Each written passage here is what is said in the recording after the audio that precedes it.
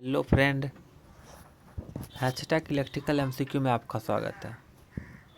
दोस्तों, आज के इस वीडियो में मैं लाया हूँ 20 मोस्ट इम्पोर्टेंट इलेक्ट्रिकल एमसीक्यू जो कि आने वाले सभी जे एग्ज़ाम के लिए महत्वपूर्ण होंगे। तो आपने अगर किसी भी जे एग्ज़ाम के लिए फॉर्म फिलअप किया है या आगे करेंगे तो ये वीडियो आपके लिए महत्वपूर्ण है। इस चैनल पर मैं इलेक्ट्रिकल से रिलेटेड प्रैक्टिस सेट, इलेक्ट्रिकल से रिलेटेड ट्रिक, इलेक्ट्रिकल से रिलेटेड वैकेंसी, सभी चीज़ों का नोटिफिकेशन अपलोड करता रहता हूँ। तो आप अगर इस चैनल पर अभी तक नए हैं तो चैनल को सब्सक्राइब कर दीजिए और बेल आइकन को प्रेस कर दीजिए ताकि आने वाले सभी वीडियो का नोटिफिकेशन आप तक सबसे पहले पहुँच जाए। दोस्तों, जब तक आपका एग्ज़ाम नहीं हो जाता आपको कोशिश करना है कि डेली 1 या 2 प्रैक्टिस सेट डेली देखना है और आपको ये भी करना है कि जिस तरह आप एग्ज़ाम हॉल में बैठे होते हैं उसी तरह से आपको प्रैक्टिस करना है।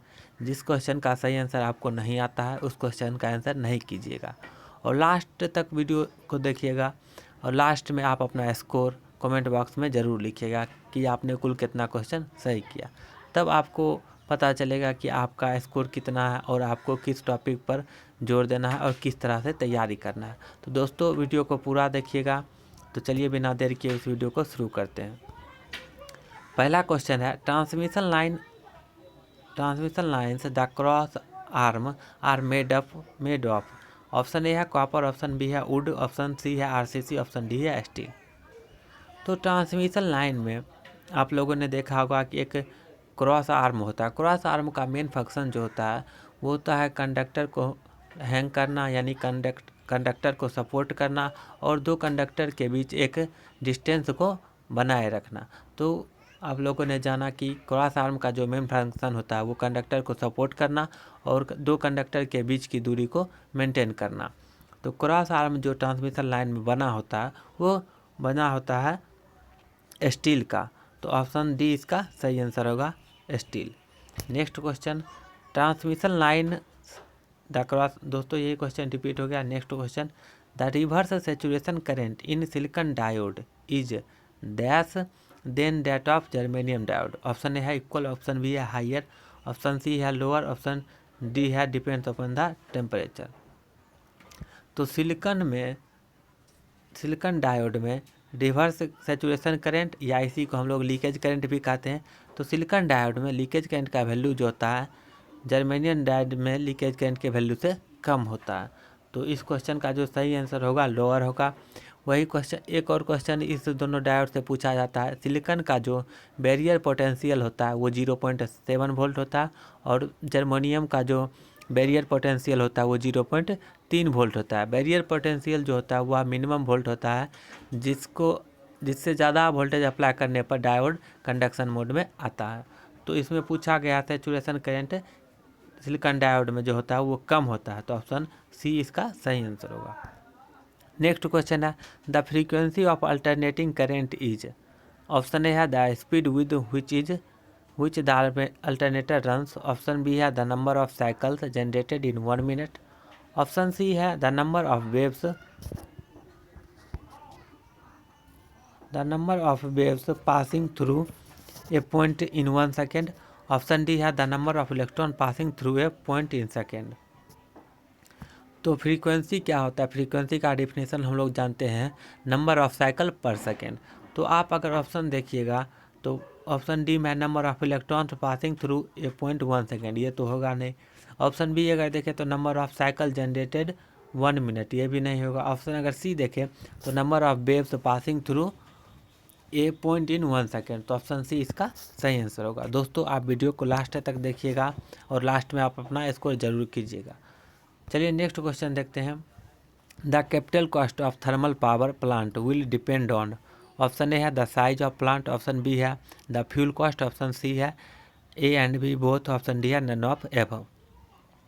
तो कैपिटल कॉस्ट क्या होता है? कैपिटल कॉस्ट वो कॉस्ट होता है जो एक ही बार लगता है, यानी कि कैपिटल कॉस्ट जो होता है वो शुरुआत में किसी भी पावर प्लांट को कंस्ट्रक्शन करने में यानी उसको बनाने में जो कॉस्ट लगता है उसी को हम लोग कैपिटल कॉस्ट कहते हैं। लेकिन अगर फ्यूल कॉस्ट की बात करें तो ये रनिंग कॉस्ट में आता है।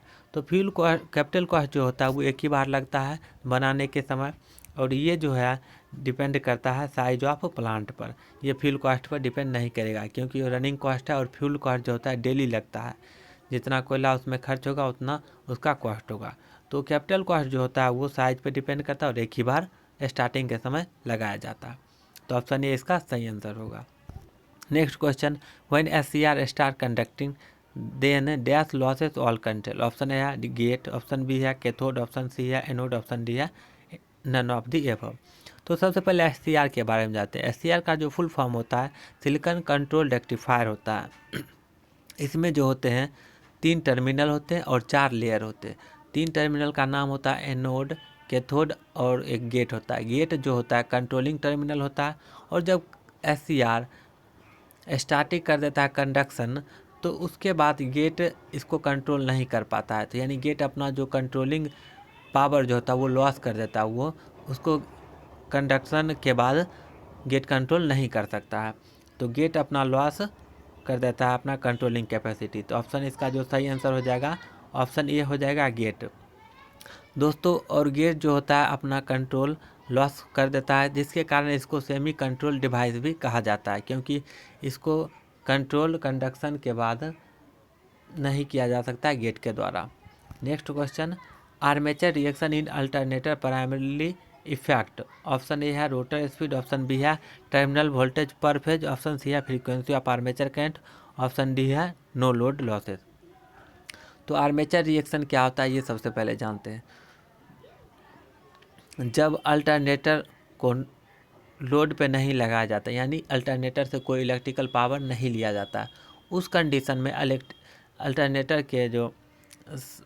अल्टरनेटर में जो होता है कोई करंट फ्लो नहीं करता है सर्किट में, क्योंकि इससे हम सप्लाई नहीं लेते हैं। तो अल्टरनेटर में करंट फ्लो नहीं करता है, जिसके कारण इसमें कोई फ्लक्स नहीं होता। लेकिन जब हम इस पर लोड अप्लाई करते हैं, यानी इससे हम इलेक्ट्रिकल पावर लेते हैं, तो आर्मेचर में करंट फ्लो होने लगता है, और आर्मेचर में करंट फ्लो होता है तो इसके कारण कि इसका अपना फ्लक्स होता है, और ये जो फ्लक्स होता है मेन फ्लक्स को इफेक्ट करता है, उस पर प्रभाव डालता है। तो ये प्रभाव जो डालता है 3 प्रकार से डालता है, या तो मेन फ्लक्स को कम कर दे देगा, या बढ़ा देगा, या डिस्टॉर्ट कर देगा। तो 3 ही प्रकार से इफेक्ट डालता है, या कम करता है, या अधिक करता है, या डिस्टॉर्ट कर देता है। तो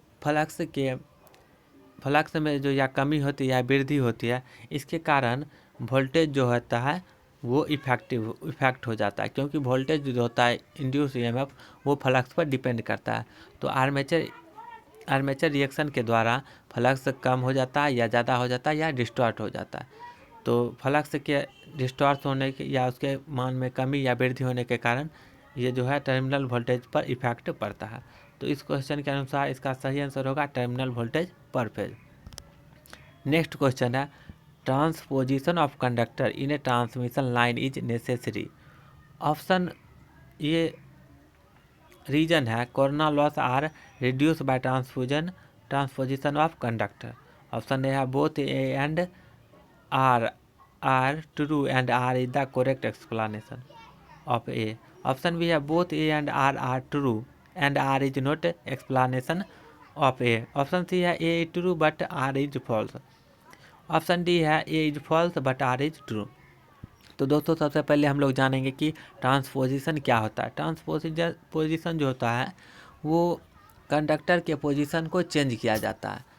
तीनों जो कंडक्टर होते हैं वो तीनों कंडक्टर का पोजीशन कुछ दूरी पर चेंज कर दिया जाता है। इसका फ़ायदा क्या होता है, इसके कारण इसकी में जो वोल्टेज ड्रॉप होता है वो सभी में इक्वल होता है, और वोल्टेज ड्रॉप इक्वल होने का कारण रिसीविंग एंड पर जो वोल्टेज प्राप्त होता है वो भी इक्वल प्राप्त होता है, यानी कि सिमेट्रिकल वोल्टेज प्राप्त होता है। और एक और एडवांटेज होता है कि ये जो होता है इंटरफेरेंस को कम करता है।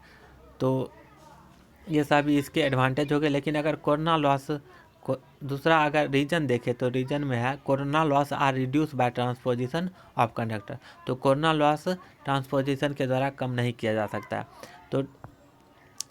तो ये जो है सही है, लेकिन आर जो है उसका सही एक्सप्लेनेशन नहीं है। तो A is true but R is false. तो ऑप्शन सी इसका सही आंसर होगा। नेक्स्ट क्वेश्चन देखते हैं, if the cathode of thyristor is made positive with respect to anode and no gate current is applied then option A only the middle junction is forward bias, option B है only the middle junction is reverse biased, option C है all the junction are forward biased, option D है all the junction are reverse biased.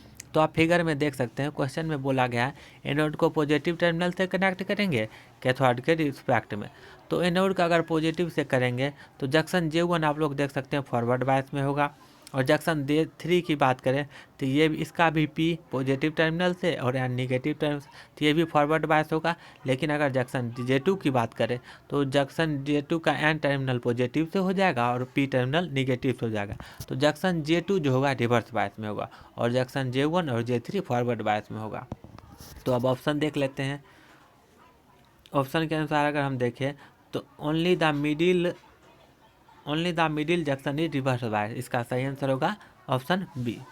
चलिए next question देखते हैं, among the following damping method the most effective and efficient damping is, option है air friction damping, option B है fluid friction damping, option C है eddy current damping, option D है none of this. तो सबसे पहले ये जानते हैं कि डैम्पिंग क्या होता है।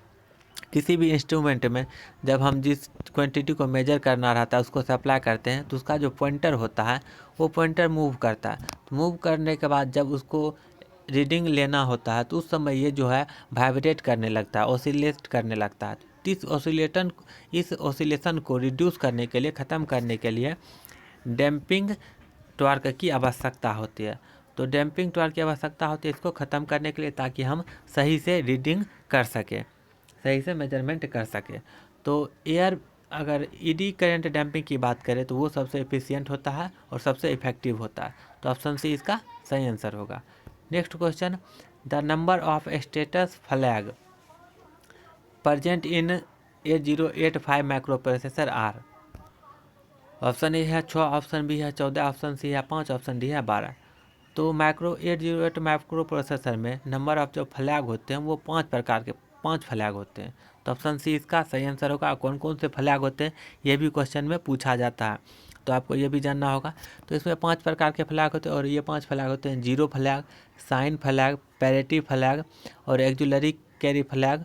एक होता है, देखिए फिर से रिपीट करता हूँ, zero flag, sign flag, parity flag और एक्जुलरी कैरी फ्लैग, और एक होता है, दोस्तों एक सेकंड रुक जाइए।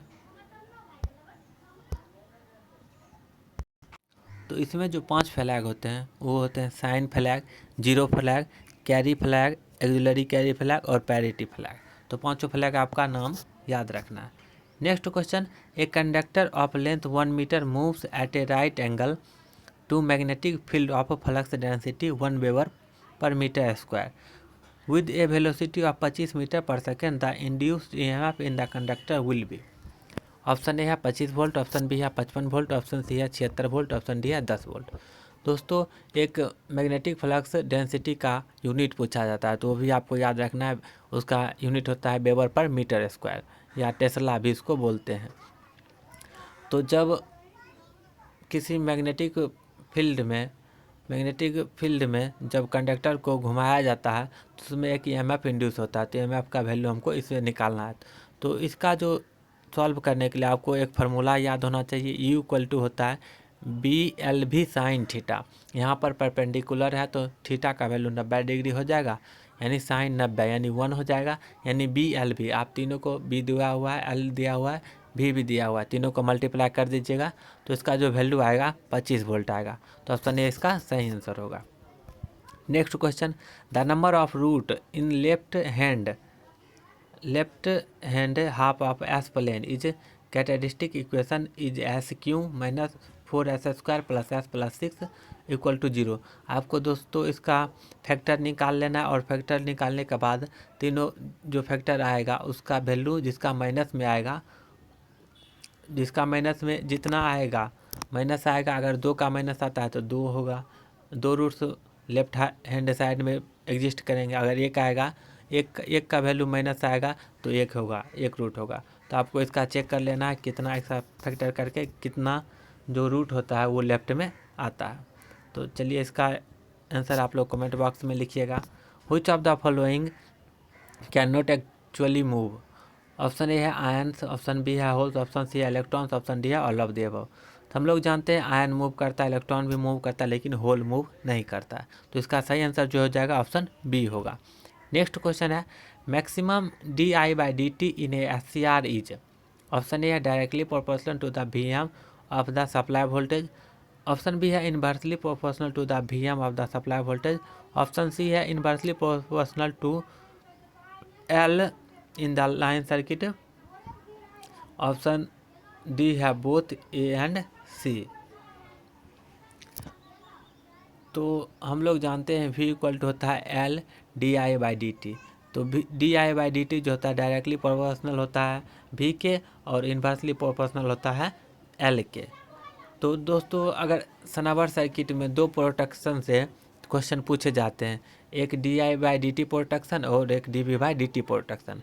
तो di/dt प्रोटेक्शन के लिए जो यूज़ किया जाता है वो इंडक्टर का यूज़ किया जाता है, और इंडक्टर जो होता है सीरीज में थायरिस्टर के साथ या SCR के साथ लगाया जाता है। अगर वही dv/dt प्रोटेक्शन की बात करें तो इसमें जो होता है सनावर सर्किट का यूज किया जाता है, और सनावर सर्किट में कौन कौन से एलिमेंट होते हैं ये भी आपको जानना होगा। तो सनावर सर्किट में एक रेसिस्टेंस होता है और एक कैपेसिटेंस होता है, दोनों सीरीज में कनेक्टेड होता है। और ये जो सीरीज में कॉम्बिनेशन होता है RC का, ये SCR के साथ पैरेलल में कनेक्टेड होता है। तो ये भी आपको याद रखना है। तो इस क्वेश्चन का जो सही आंसर होगा वो होगा both A and C. Next question the measured value of resistance is 10.25 ohm whereas its value of 10.22 ohm. What is absolute error of the measurement? Option A है 0.05 ओम, ऑप्शन बी है 0.03 ओम, option C है 12.26 ओम, option D है 11.46 ओम। तो ये simple सा question है। इसमें जो आपको पूछा गया है एब्सोल्यूट एरर का फार्मूला। तो एब्सोल्यूट एरर का फार्मूला जो होता है वो होता है डिफरेंस होता है मेजर्ड वैल्यू और एक्चुअल वैल्यू का। तो आप दोनों को डिफरेंस निकाल दीजिए, तो डिफरेंस निकालने के बाद 0.03 ओम आएगा, ये इसका सही आंसर हो जाएगा ऑप्शन बी। नेक्स्ट क्वेश्चन देखते हैं what is are the necessary condition for voltage build up in self excited generator. Option A है pole should be contain residual flux, option B है field winding should be properly connected to armature winding, option C है field winding resistance should be less than critical resistance, option D है all of the above. तो excitation दो प्रकार से हम लोग देखते हैं। तो एक होता है सेल्फ एक्साइटेशन और एक होता है एक्सटर्नल एक्साइटेशन होता है। तो एक्सटर्नल एक्साइटेशन में क्या होता है, उसमें एक एक्सटर्नल डीसी सोर्स से हम लोग फील्ड को एक्साइट करते हैं, लेकिन सेल्फ एक्साइटेशन में किसी दो एक्सटर्नल डीसी सोर्स की आवश्यकता नहीं होती है। तो क्वेश्चन में पूछा गया है कि क्या नेसेसरी कंडीशन क्या होंगे सेल्फ एक्साइटेड जनरेटर के लिए। तो पोल जो है रेसिडुअल फ्लक्स को रखना चाहिए, ये भी सही है। Field binding properly armature binding के साथ कनेक्टेड होना चाहिए, ये भी सही है। और फील्ड बाइंडिंग का जो रेसिस्टेंस होना चाहिए वो लेस देन क्रिटिकल रेसिस्टेंस से कम होना चाहिए, ये भी सही है। क्योंकि अगर फील्ड बाइंडिंग का रेसिस्टेंस क्रिटिकल बाइंडिंग के रेसिस्टेंस से ज़्यादा होगा तो EMF इंड्यूस नहीं होगा। तो अब तीनों ऑप्शन सही है, इसलिए इसका जो सही आंसर होगा ऑप्शन डी होगा all of the above. Next question देखते हैं apart from the skin effect the non uniformity of the current distribution also caused bye. Option A है बंडल्ड कंडक्टर, ऑप्शन बी है फेरेंटी इफेक्ट, ऑप्शन सी है proximity effect, option D है all of the above. तो bundled conductor क्या होता है? Bundled conductor में बहुत सारे कंडक्टर को मिलाकर एक कंडक्टर बनाया जाता है, उसको बंडल्ड कंडक्टर कहा जाता है। और फेरेंटी इफेक्ट जानते हैं, फेरेंटी इफेक्ट में क्या होता है, जब हम तो फेरेंटी इफेक्ट में होता है हम लोग जितना सेंडिंग एंड वोल्टेज सेंड करते हैं, रिसीविंग एंड पर अगर उससे ज़्यादा वोल्टेज प्राप्त हो जाता है, थोड़ा सा ज़्यादा प्राप्त होता है, तो उसी को हम लोग फेरेंटी इफेक्ट कहते हैं। और अगर प्रॉक्सिमिटी इफेक्ट की बात करें तो जिस तरह स्किन इफेक्ट में क्या होता है कि करंट का जो डिस्ट्रीब्यूशन होता है थ्रू क्रॉस सेक्शनल एरिया वो अनयूनिफॉर्म हो जाता है, यानी कि कंडक्टर के सरफेस जो होता है वो ज़्यादा करंट पास करता है, लेकिन अगर कोर की बात करें तो उसमें जो करंट का डिस्ट्रीब्यूशन होता है उसमें कम होता है। तो उसी प्रकार का एक इफेक्ट होता है प्रॉक्सिमिटी इफेक्ट। प्रॉक्सिमिटी इफेक्ट में जब दो कंडक्टर को एक दूसरे के काफ़ी करीब रखा जाता है और उसमें करंट पोटेंशियल डिफरेंस अप्लाई किया जाता है, तो करंट का जो डिस्ट्रीब्यूशन होता है उसके क्रॉस सेक्शनल एरिया के थ्रू वो यूनिफॉर्म नहीं होता, यानी कि नॉन यूनिफॉर्म हो जाता है। इसके किसी एक भाग से करंट ज़्यादा फ्लो होता है और दूसरे भाग से कम फ्लो होता है। तो क्वेश्चन में पूछा गया है कि स्किन इफेक्ट के अलावा किस इफेक्ट में करंट का जो डिस्ट्रीब्यूशन होता है वो नॉन यूनिफॉर्म होता है। तो ये जो होता है प्रॉक्सिमिटी इफेक्ट, तो ऑप्शन सी इसका सही आंसर होगा। नेक्स्ट क्वेश्चन देखते हैं, KCL work on the principle of which of the following. Option A है law of conservation of charge, option B है law of conservation of energy, option C है both, option D है none of the above. तो हम लोग जानते हैं KCL क्या होता है। KCL होता है किसी नोड पर सभी करंट के वैल्यू का योग 0 होता है। तो हम लोग फार्मूला जानते हैं I = Q/T होता है।